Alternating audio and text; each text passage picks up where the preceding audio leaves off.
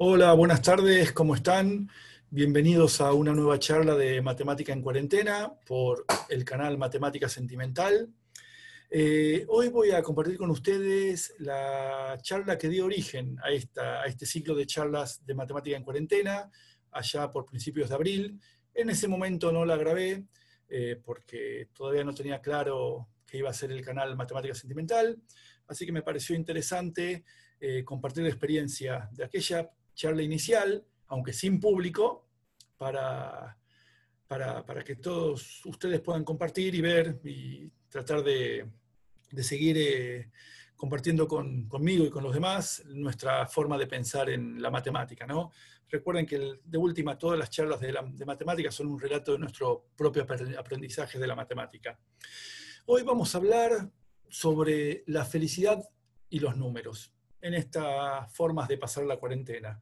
Y vamos a hacer un recorrido sobre una noción particular que podemos definir sobre los números naturales, y la intención es mostrar cómo una noción hasta lúdica, si se quiere, nos permite traer ideas para trabajar en la escuela secundaria, en los primeros cursos de las materias iniciales de los profesorados superiores o los cursos universitarios, y finalmente cómo esa misma noción que arrancó de manera inocente sobre los números naturales nos puede llevar a problemas de investigación actuales sobre los cuales los matemáticos están trabajando, ¿sí? Así que bueno, bienvenidos a esta charla sobre la felicidad y los números. Me gusta pensar en los números naturales como seres vivos. Habrá que ver cuál es la definición de seres vivos, pero de alguna manera los números naturales son los objetos más básicos, ¿no? de ese entramado vital, fértil, complejo e inabarcable que es la matemática. Esta descripción es con la que siempre presento las conversaciones matemáticas, que es otra de las series que tenemos en el canal Matemática Sentimental. Bueno, entonces si pensamos en los números como seres vivos, es interesante pensar que están sujetos a leyes de evolución, ¿no? Todos los seres vivos están sujetos a diferentes leyes, evolucionan de diferentes maneras. Y bueno, me gusta pensar de esa manera. Después van a ver que no es descabellado pensarlo de esa manera. Los números naturales interactúan entre sí, de acuerdo a estas leyes de evolución, y evolucionan de maneras en las que veremos, ¿no? Bueno, entonces, si son seres vivos y están expuestos a leyes de evolución, la dinámica bajo la cual van evolucionando esos números naturales puede ser muy diferente. Es decir, definiendo diferentes dinámicas, el comportamiento, la evolución del conjunto de números naturales puede ser muy diferente una de otra, ¿sí? Entonces, en ese sentido, vamos a comenzar a definir, antes de definir la dinámica bajo la cual vamos a hacer evolucionar los números naturales, vamos a definir primero una función atípica, una función que bien podríamos trabajar en nuestros cursos de escuela secundaria, en nuestros cursos iniciales de los profesorados de los institutos superiores o de los cursos iniciales de cálculo en las universidades, ¿sí? Entonces, agarro un número natural y lo represento en la escritura en base 10, es decir, como suma de potencias de 10, y los números a sub n menos 1, así hasta sub 0, representan los dígitos de ese número natural, es decir, toman valores de 0 a 9. Recordemos que si hago esta escritura, si los escribo de esta manera, estamos asumiendo que a sub n, el dígito principal, es distinto de 0, ¿sí? Entonces vamos a definir la siguiente función, esta función que digo que es atípica, sobre los números naturales, pero tengamos presente que es una definición basada en la escritura en base 10 de los números naturales. Bien, esta es la definición de nuestra función que llamamos S sub 2. Utilizamos el símbolo S sub 2 para indicar el símbolo con el que vamos a representar a esta función. Entonces, dado un número natural n, a sub n menos 1, a sub 0, la imagen que definimos, o sea, la ley de asignación que estamos definiendo por medio de ese sub 2 es mandar a cada número natural a la suma de los cuadrados de sus dígitos, ¿sí? Esa es la definición de esta función, que es atípica porque en general no es de los ejemplos de funciones con los cuales tratamos, ¿no? No solemos presentar este ejemplo a nuestros estudiantes? Bueno, para tener alguna idea de lo que está pasando, tratemos de mostrar cuánto vale la función S sub 2 en algunos números concretos. Por ejemplo, el 25. Los dígitos del 25, los dígitos en base 10 del 25 son el 2 y el 5, por lo tanto, la definición de esta función, la fórmula, entre comillas, si quieren, es decir, ¿a dónde lo mandamos al 25? Y lo mandamos ¿a dónde? A la suma siguiente, 2 al cuadrado más 5 al cuadrado, que nos da 29. Otro ejemplo, ¿cuánto valdría S sub 2 en el número 2437?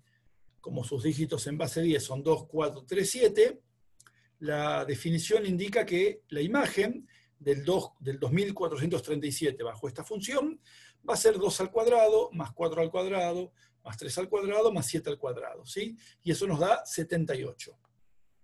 Bien. Otro ejemplo más. Bueno, un número con todos unos. El número 111.111. Como podrán ver, ya se imaginarán, la imagen de ese número va a ser sumar 1 al cuadrado, más 1 al cuadrado, más 1 al cuadrado, más 1 al cuadrado, más 1 al cuadrado, más 1 al cuadrado, que nos da 6. Bien, esta es la definición de esta función atípica y la calculamos en algunos números particulares del dominio. ¿Está bien?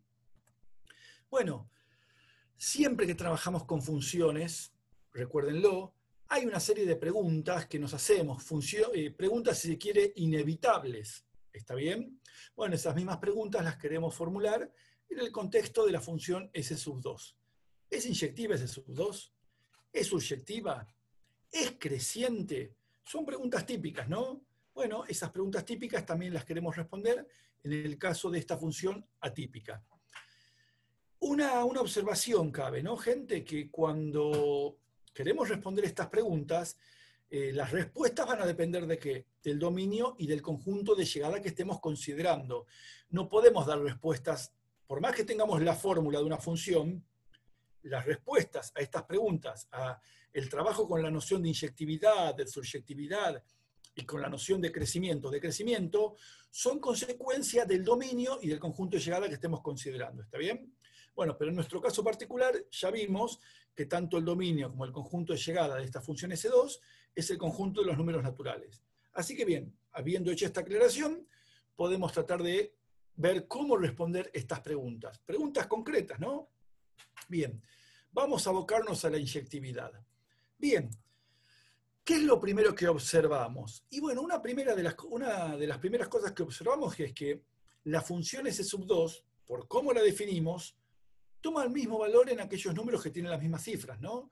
Por ejemplo, no es necesario calcular el valor concreto de la imagen, pero creo que queda más o menos claro que S sub 2 aplicado al 188 es lo mismo que S sub 2 evaluado en 818, y eso es lo mismo que S sub 2 evaluado en 881. Es decir, números diferentes del dominio tienen la misma imagen por esta función S sub 2.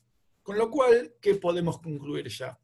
Que la función S sub 2 no va a ser una función inyectiva. ¿Sí? Esta ya es una primera conclusión.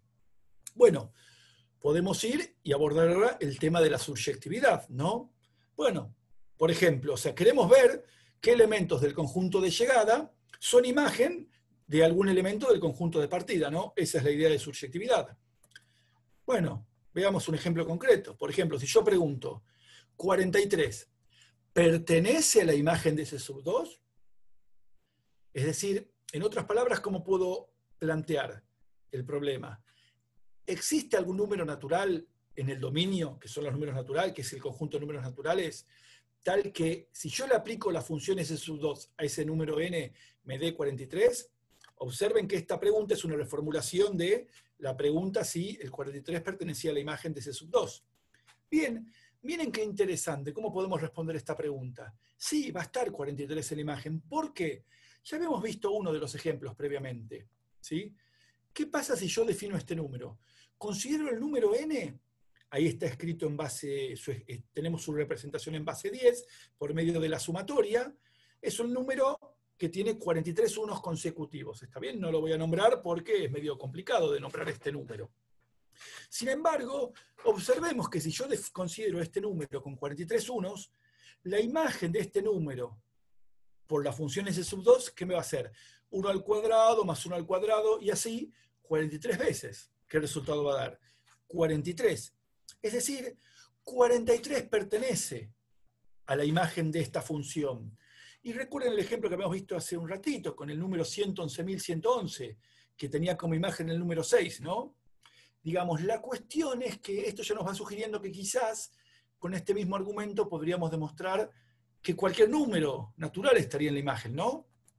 Bien, planteémoslo en general ahora, ¿sí? Planteemos esta pregunta en general.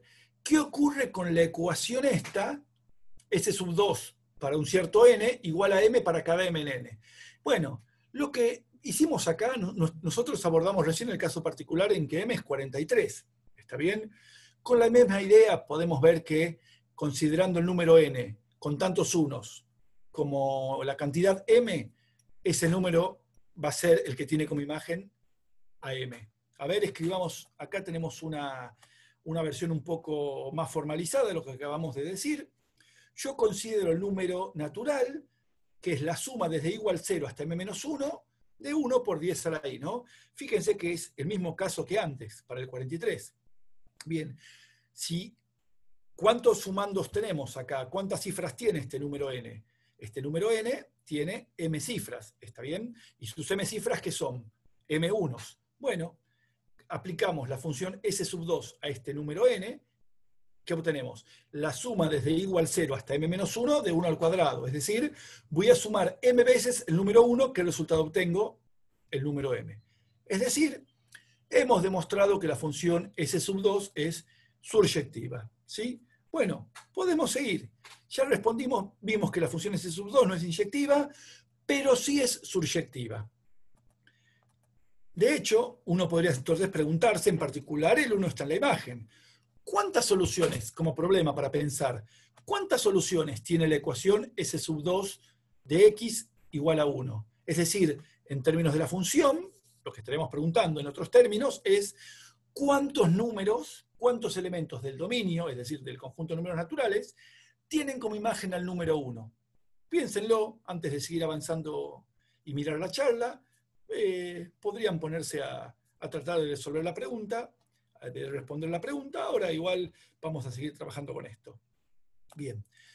Vamos a tratar de ver qué pasa con el crecimiento, el decrecimiento de esta función, ¿sí? Algo que podemos ver fácilmente, fíjense, creo que se puede hacer la cuenta, es que, por ejemplo, la función S sub 2 es creciente si la restringimos al intervalo natural de 10 números consecutivos. Con esa notación de intervalo, lo que quiero representar es un intervalo de números naturales, nada más. Ese es el símbolo que se suele usar para indicar que es un intervalo de números naturales. En ese intervalo tenemos el 450, el 451, así, todos los números naturales, hasta 459, ¿ok? Es natural, es más o menos sencillo ver que en ese intervalo la función es creciente porque los dos primeros, la cifra de las centenas y la cifra de las decenas es la misma, la que va aumentando de a uno en uno es la cifra de las unidades. Y eso, si le aplicamos la función S sub 2 a cada uno de esos números en ese intervalo, vemos que a medida que el número va aumentando en ese intervalo, la imagen va aumentando. Por lo tanto, en ese intervalo, la función es creciente. Pero bueno, yo estoy estudiando crecimiento en todo el intervalo, en todos los números naturales.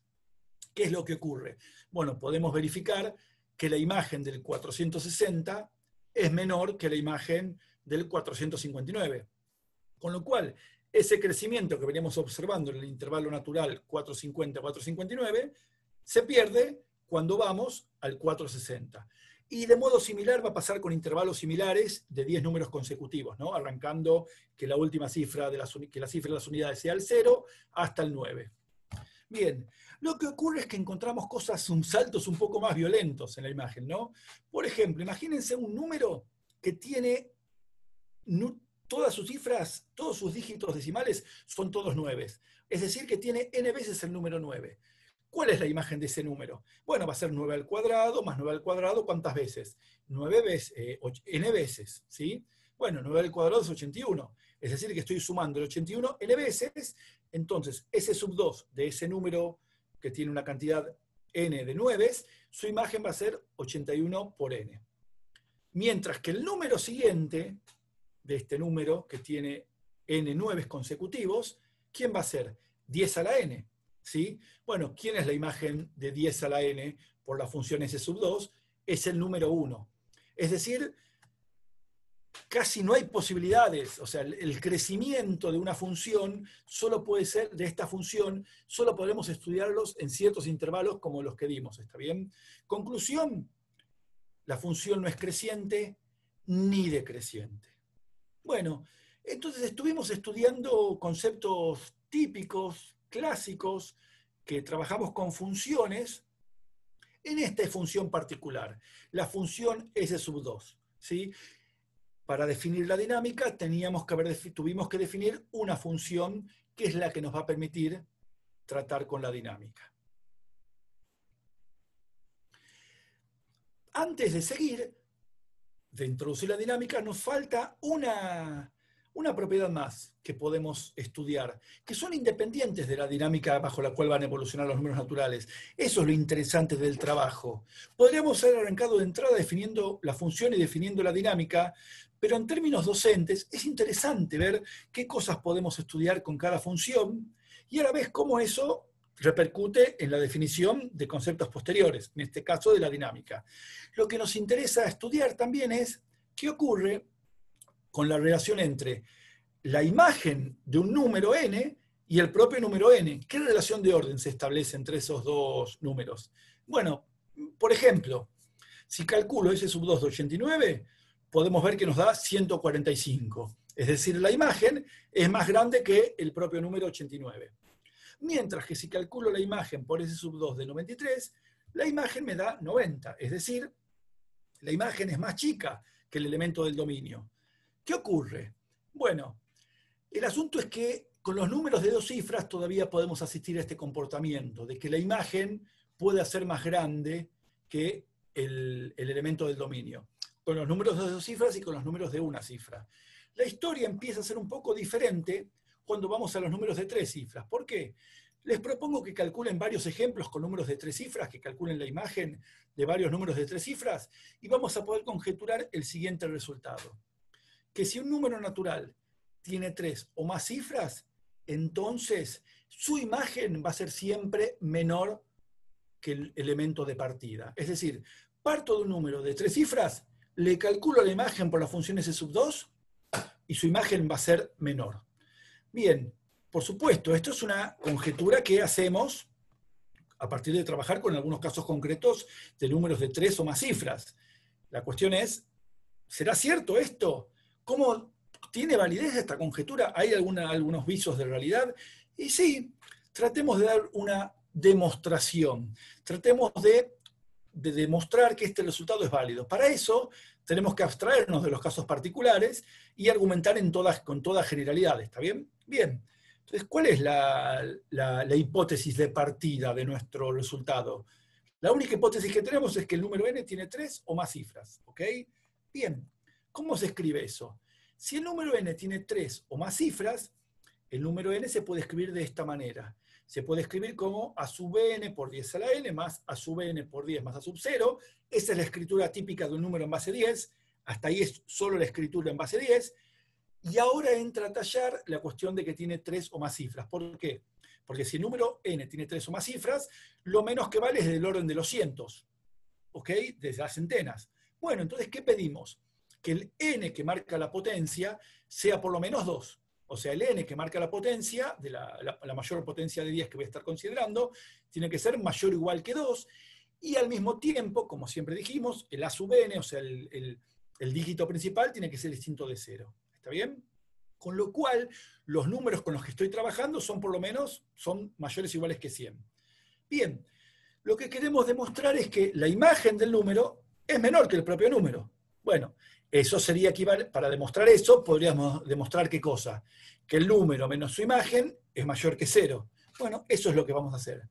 Y acá vemos una serie de escrituras para tratar de demostrar esto que estoy diciendo, ¿no? Entonces, escribimos n menos sub S2 de n. El n es esta escritura que está acá, es su representación en base 10. ¿Y en qué consiste calcular S sub 2 de n y restárselo? Y bueno, es restarle la suma es restarle el cuadrado de cada dígito. Entonces le restamos a sub n al cuadrado, le restamos todos los intermedios, le restamos a sub 1 al cuadrado menos a sub 0 al cuadrado. Bien, y ahora tenemos que hacer algunas manipulaciones algebraicas para poder llegar a nuestro resultado. Por ejemplo, ¿qué es lo que observamos? Sacamos factor común a sub n menos 1, a sub 1, a sub 0, y tenemos esta escritura. O sea, esta resta entre n y ese 2n, podemos escribirla de esta forma que está acá. A sub n por 10 a la n menos a sub n más, así hasta llegar a sub 0 por 1 menos a sub 0. Bien, y acá viene, hasta acá es reescritura nada más. No usamos ninguna, solo usamos que estamos escribiendo los números en base 10. Ahora vamos a considerar que n es mayor o igual que 2. Recién ahora, para poder demostrar nuestro resultado. Como n es mayor o igual que 2, todas estas cantidades, toda esta cantidad que está acá, es mayor o igual que ¿quién? Que 99. ¿Por qué? Porque si n es mayor o igual que 2, acá voy a tener, en algún lugar voy a tener 10 al cuadrado, o sea, los términos con potencias mayores o iguales que 2, con n mayores o iguales que 3, no hace falta considerarlos, porque seguro que si tengo potencias del orden 10 al cubo, esos términos van a ser mayores van a ser mayores estrictos que quedarnos solo con la parte que tenga 10 al cuadrado, ¿sí? Bueno, ¿y cuánto es lo menos que va a valer esta cantidad si tengo con el 10 al cuadrado?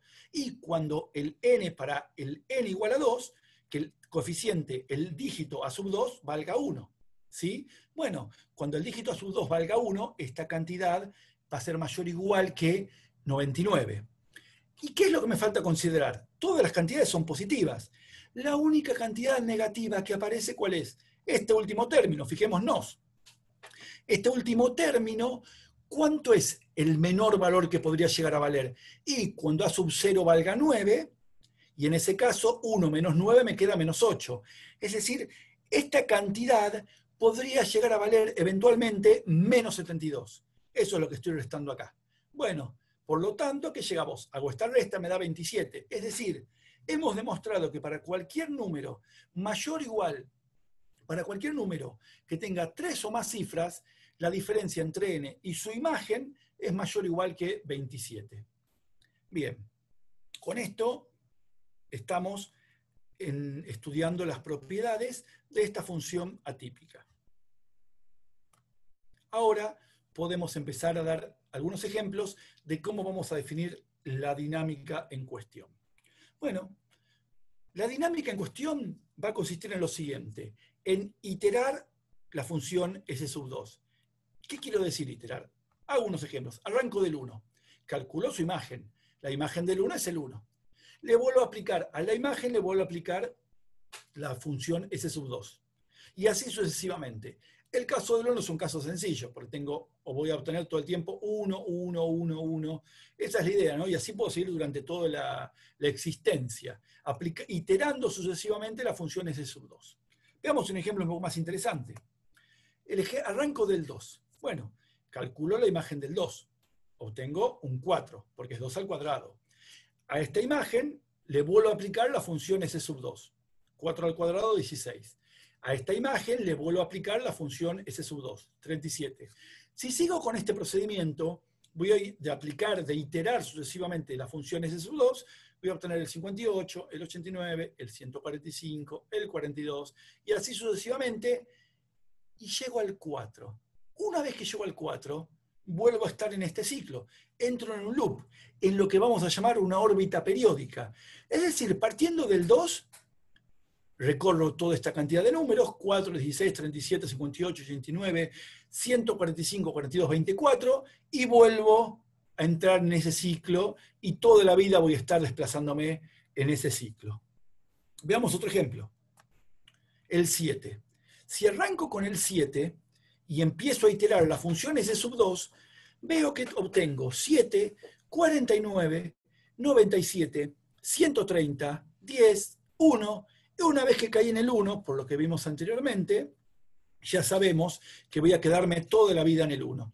Con lo cual veo que hay diferentes comportamientos. Cuanto menos, hay dos comportamientos diferentes.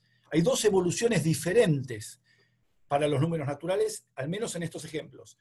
Los números naturales, como el 2, evolucionan y están destinados a estar siempre oscilando en una órbita que llamamos periódica, la órbita dada por estos números de acá, o, por ejemplo, el 7 oscila, o sea, da unas vueltas por el mundo de los números naturales, va evolucionando, va tomando diferentes formas su evolución, hasta que en algún momento cae en el 1, y ese sería su estado final. Se queda para toda la vida estacionado en ese 1. Esa es su evolución, ¿sí?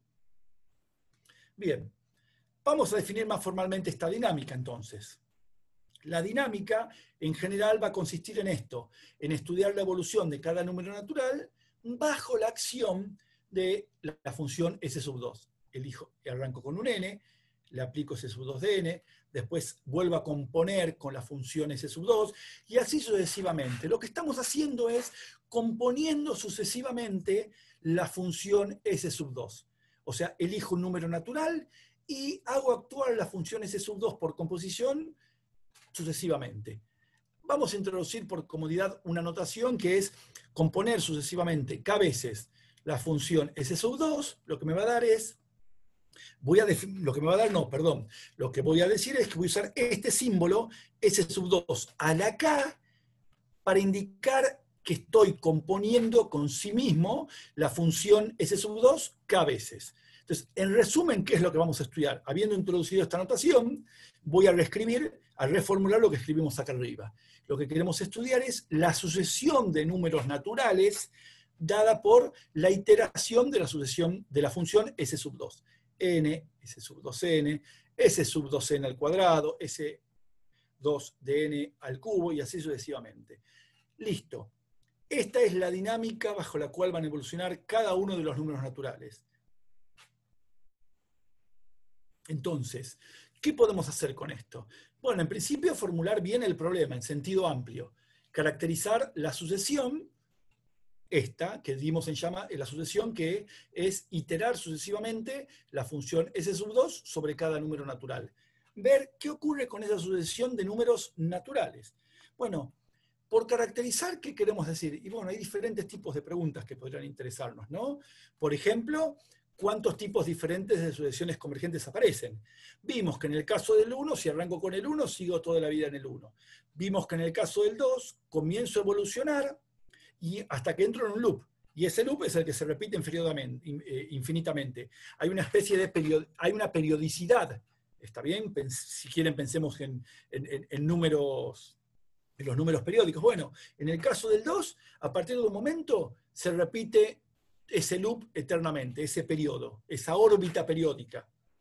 ¿Qué más podríamos? Bueno, ¿cuántas órbitas periódicas surgen con esta dinámica? Ya encontramos una. Hay una órbita periódica que es esta que describimos para el 2. En cambio, para el 7, vimos que empieza a evolucionar y cae en el 1. 1, 1, 1, 1. Bien. En general ahora, si tenemos la población de números naturales y dejamos que esta dinámica actúe sobre la población de números naturales, ¿qué es lo que podemos esperar? ¿Cuál es el comportamiento futuro que vamos a presenciar? Bien, llegamos a una definición. La definición que va a marcar, que nos va a presentar, nos va a llevar al título de esta charla. Una definición de felicidad de números naturales. La definición de felicidad a partir de esta dinámica que definimos en los números naturales. Un número natural se dice feliz si la sucesión de las iteraciones se estabiliza en el 1. Es decir, en otras palabras, si el número natural evoluciona, ¿y evoluciona a dónde? Hacia el 1 y se queda eternamente en el 1. ¿Qué es lo que vimos, por ejemplo? No lo vimos, solo lo vimos con 1 y con 7. Pero pueden chequear, pueden verificar que el 1, el 7, el 31, el 49, y ahí tienen una lista más, son números felices. Mientras que el 2, el 4, el 16, todos los números que estaban en la órbita del número 2 no van a ser felices. Entonces, ya sabemos, esta es nuestra definición de felicidad. Un número feliz si por iteración de la función S sub 2, la función inicial, esa función atípica, bueno, si por iteración de esa función caigo en el 1. Los números que no caen en el 1 no van a ser felices. ¿Sí? Entonces tenemos dos ejemplos hasta ahora de con estos dos ejemplos pudimos fabricar más, ¿sí? Los números, el 1, el 7, el 31, que son felices, y otros números que no lo son. Bueno, ¿y qué podemos decir de los números felices? ¿Cuántos números felices hay? Bueno, una primera cosa que podemos observar, que hay infinitos números felices. ¿Por qué? Bueno, simplemente agarremos cualquiera de estos ejemplos que están acá y agreguémosle ceros al final, ¿sí? De esa manera fabricamos infinitos números felices. 130, 1300, 13000, 130.000. Ahí tenemos una cantidad infinita de números felices. De modo similar, tenemos una cantidad infinita de números que no son felices, ¿sí? Bien, entonces, hay infinitos números que gozan de la felicidad y otros infinitos números que no gozan de la felicidad. Bien, hay una página de internet, un sitio muy interesante, que es The Online Encyclopedia of Integer Sequences, que es una gran base de datos, es un ejemplo de colaboración entre matemáticos, que registra todas las sucesiones de números enteros que hayan aparecido o sean necesarias en el trabajo de los matemáticos. Bueno, la sucesión de los números felices tiene un código particular en esta enciclopedia, los invito a que vayan y visiten el sitio de internet. La sucesión de números felices tiene este número, el A007770.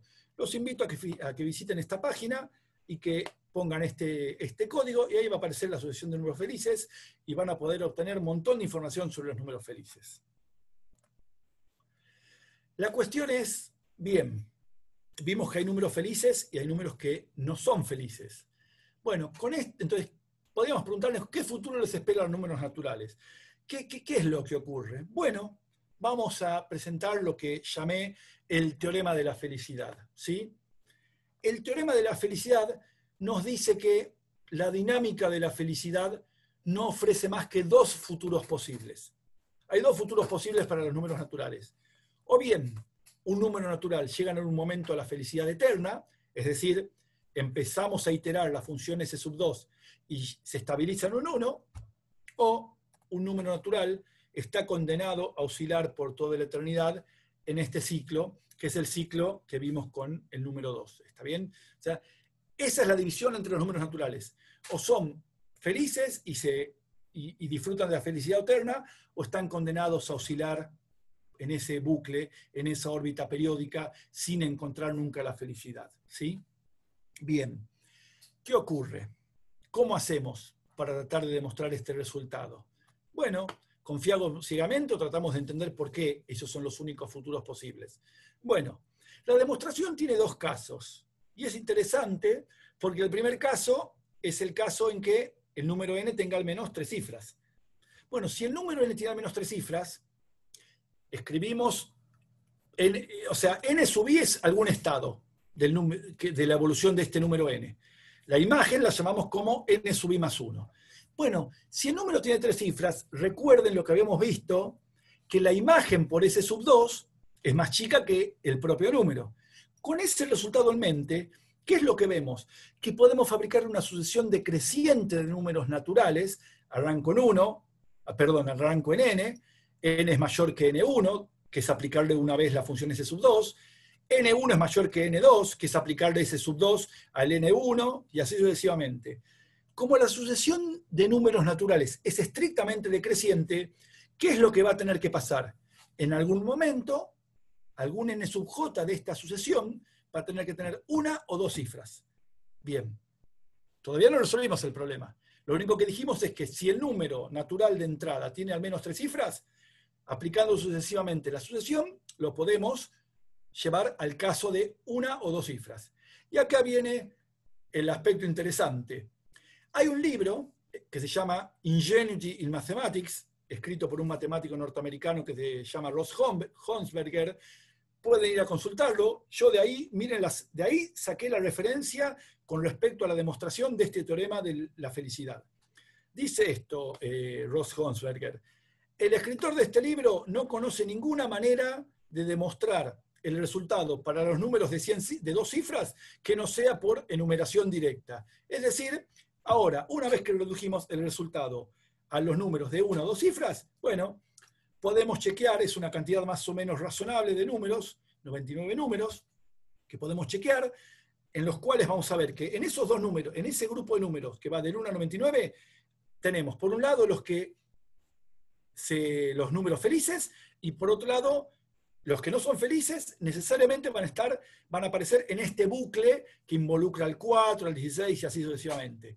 Bien, entonces, repito, arrancamos con un número de 3 cifras, demostramos que iterando con las funciones S sub 2, podemos reducirlo a un número de 1 o 2 cifras. Y para los números de 1 o 2 cifras, el resultado se puede demostrar por enumeración directa, por exhaustivamente. Bien, ese es el teorema de la felicidad. Esa dinámica de la felicidad lo que hace es que divida los números naturales en dos categorías, en los que son felices y en los que no son felices. Acá hay un dibujo, hay un grafo, si quieren, de cómo es la evolución de los números que no son felices, justamente. Ahí están diferentes números, todos los que no, estos son números que no son felices, y fíjense que evolucionan en ese ciclo que tenemos ahí, la órbita periódica, o sea, los números vienen de cualquier lado. Por ejemplo, el 60, arrancamos con 60, 36, 45, 41, 17, y así vamos, seguimos subiendo hasta el 25, al 5, y a ver por dónde llegamos. Uy, no, del 25 al 5 no. Del 25 hay que seguir hasta el 29, del 29 vamos al 85, y del 85 llegamos al 89. Listo, y ya está. O sea, el 60 es un número que no es feliz, y después de unas cuantas iteraciones cayó en el bucle, y ahí va a estar condenado a oscilar eternamente la evolución del 60. Los invito a que se fijen otro número y que hagan el recorrido que tienen de su evolución hasta llegar al bucle. ¿Sí? Bien. ¿Cuándo surgió esta noción de número feliz? Hasta acá, ¿qué es lo que vimos que me parece interesante, como para hacer un breve resumen hasta ahora?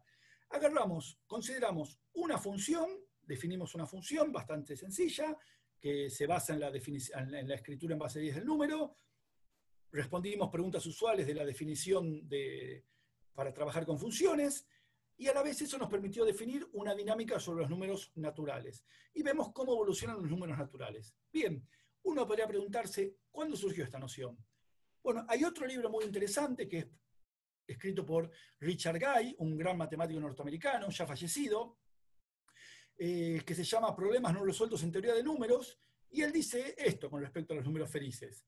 La hija del matemático Reg Allenby vino un día de la escuela en Gran Bretaña con el concepto de números felices. Parece que el problema se originó en Rusia.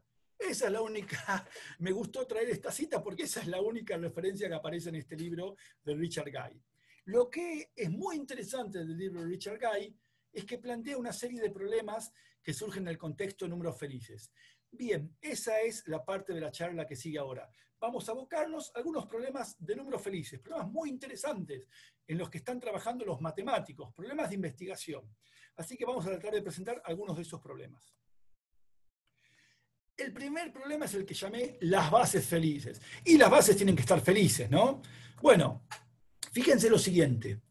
La definición de la función S sub 2, y por consiguiente de la dinámica, no fue intrínseca, porque dependió de que trabajáramos en base 10. ¿Está bien? ¿Qué ocurre si yo cambio la escritura en vez de escribir en base 10, escribo números en base 2? Bueno, el número 2 en base 10 no era feliz.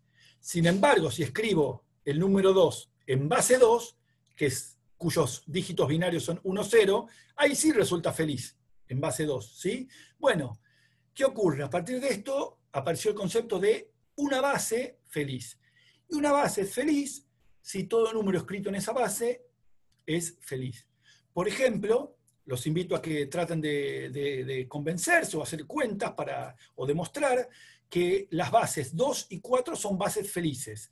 Es decir, todo número escrito en base 2 o en base 4 es un número feliz. O sea, en la base 2 y en la base 4 la felicidad de los números es completa. ¿Hay más bases felices? Bueno, eso es un problema interesante, es un problema abierto en matemática todavía. se sabe que 2 y 4 son las únicas bases felices menores que 5 por 10 a la 8. Problema abierto para trabajar, para descubrir y para seguir investigando. Por ejemplo, si quieren jugar un poco, en base 15, 3 no es un número feliz. ¿Está bien? Escriban números en base 15, agreguen los símbolos que haya que agregar y van a ver que el 3 no es un número feliz en base 15. En la online Encyclopedia of Integer Sequences tenemos la sucesión que tiene ese código y van a encontrar el término n, que es el menor número no feliz en cada base. O sea, para cada base n, van a encontrar el primer número que no es feliz. Por supuesto, la base 2 y la base 4 no están, porque son bases felices. Para las demás bases, van a encontrar el primer número escrito en esa base que no es feliz. Bien, este es el primer problema, el que deben llamar las bases felices. Otro problema interesante son las tiras de números felices consecutivos. Bueno, cada uno tiene una respectiva entrada en la página de la enciclopedia de sucesiones enteras. Con este número van a encontrar el menor de cada par de números felices consecutivos. Es decir, 31 es feliz, 32 también es feliz. 129 es feliz, 130 también es feliz. Así sucesivamente van a encontrar las tiras de 2 números felices consecutivos. También están los tríos de números felices consecutivos, ¿sí? Bueno, un matemático llamado Jude McCraney encontró que el primer cuarteto de números felices consecutivos empieza en el número 7839 y el primer quinteto empieza en 44.488. Cabe la pregunta, ¿hay tiras de números felices consecutivos de longitud arbitraria? Sí, claro, era una pregunta muy razonable. Bueno, ¿cuándo se respondió a esta pregunta? En el año 2000.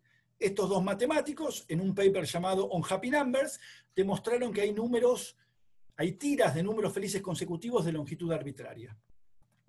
Otro problema. ¿Y la felicidad de los primos? ¿Qué pasa con los primos? ¿Son felices o no? Bueno, esta es la lista de los primeros 500 de los primos felices menores que 500. ¿Sí? La pregunta que podemos formular es, ¿existen infinitos números primos? Es una pregunta natural.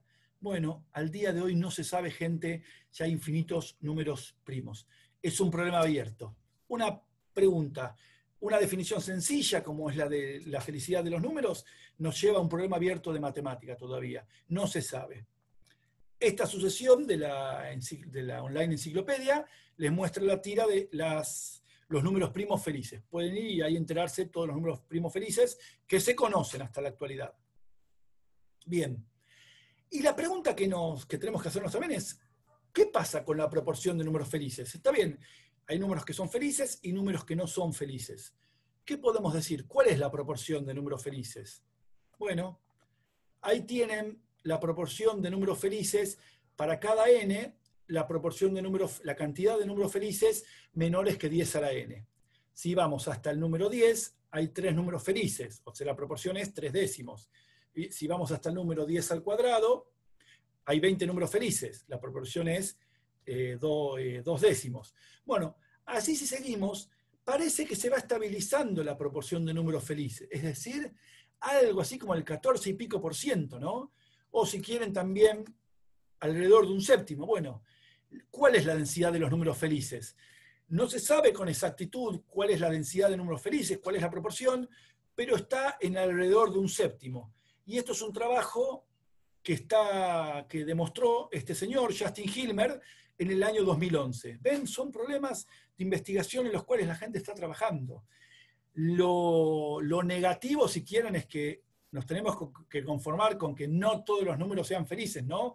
O sea, esta definición de felicidad en base 10 y hace que muy pocos números sean felices. La felicidad está destinada por unos pocos.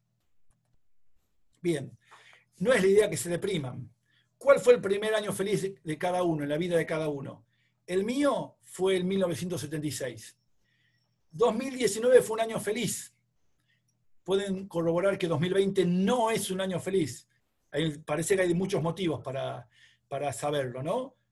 para estar seguro de que parece que el 2020 no ha sido un año feliz. ¿Cuáles son los próximos años felices? Los próximos años felices son el 2026 y el 2030. Justo época de mundiales de fútbol.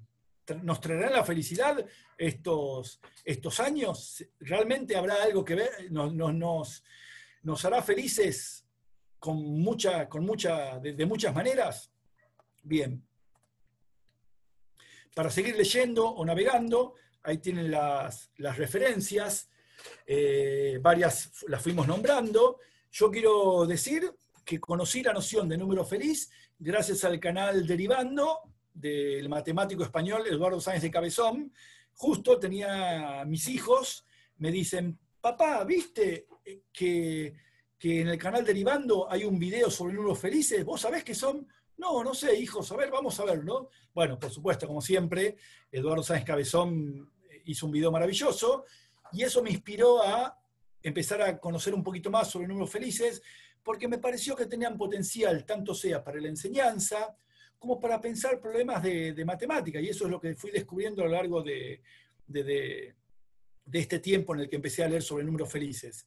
Entonces quise mostrarles eso, cómo un concepto sencillo, lúdico, nos permite, si reflexionamos al respecto, podemos traer cosas a la matemática de la escuela, a la matemática de los primeros años de la facultad o de los profesorados superiores, ¿sí? Para trabajar con nuestros estudiantes, y a la vez cómo nos lleva a problemas de investigación profundos en los cuales los matemáticos siguen trabajando. Así que bueno, esa fue un poco la idea de esta charla, compartir con ustedes un relato de mi propio aprendizaje matemático. Para terminar, me permito compartir lo siguiente. Un disco, Divididos por la felicidad de esa gran banda que fue Sumo. Un libro, Mundo Feliz, de Aldous Huxley, un gran libro, muy, muy interesante para leer en estas épocas. Una película maravillosa del año 1949, Día de Fiesta, y por supuesto, para despedirme, una palabra, gracias. Bueno, espero que hayan disfrutado el video. Si les gustó, suscríbanse al canal, y muchas gracias para todos. Denle me gusta, y toda sugerencia que quieran dejar, bienvenida es. Saludos, que tengan un buen fin de semana. Gracias.